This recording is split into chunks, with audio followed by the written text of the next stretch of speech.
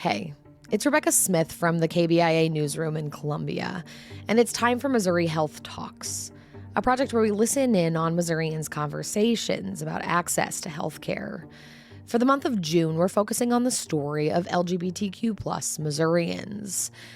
Erin Kitchens is the executive director of the Glo Center, an LGBTQ resource and community center in Springfield that serves the southwest part of the state.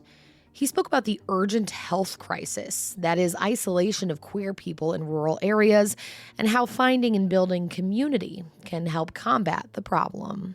Here's Erin.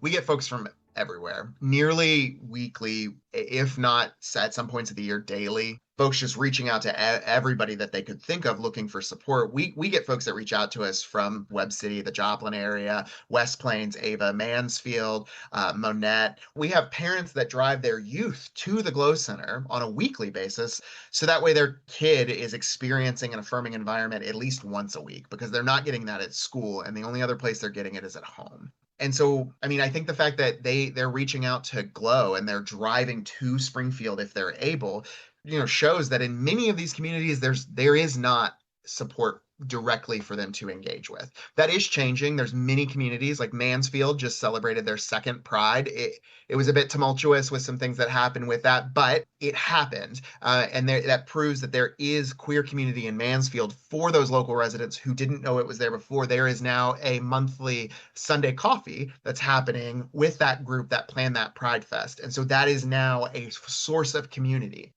And just showing folks that there is support, there is community, goes so far to just relieving that anxiety and getting people the resources that they need. So for the folks that do exist in places that aren't like Mansfield, that don't have those groups that are already working, be that person. Reach out to the Glo Center and let us know that where you are and what you would like to start for your community. And we have support that we're eager and excited to offer. But in the meantime, we exist to connect folks with the resources that are in their communities. So whenever we can, we will share what exists in Webb City, in Nevada, in Mount Vernon. So that way folks can exist in their own communities without having to always come to Springfield to find that support. We know that isolation, leads to these mental health impacts that lead to depression, lead to anxiety, lead to suicidal ideation, and lead to suicide. I know the Trevor Project being, our go-to for data about LGBTQ youth. More than 60% of LGBTQ young people in rural communities experience anxiety, and more than 50% experience symptoms of depression. 13% of LGBTQ youth, according to the Trevor Project in 2025, have attempted suicide in the last year.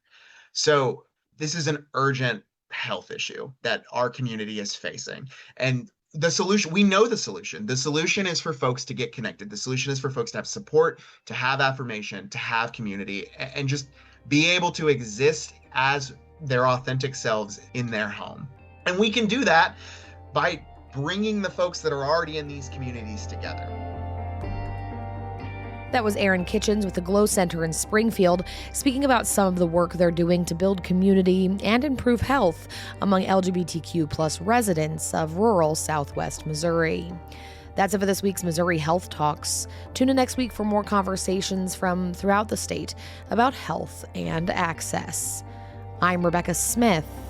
Thanks for listening.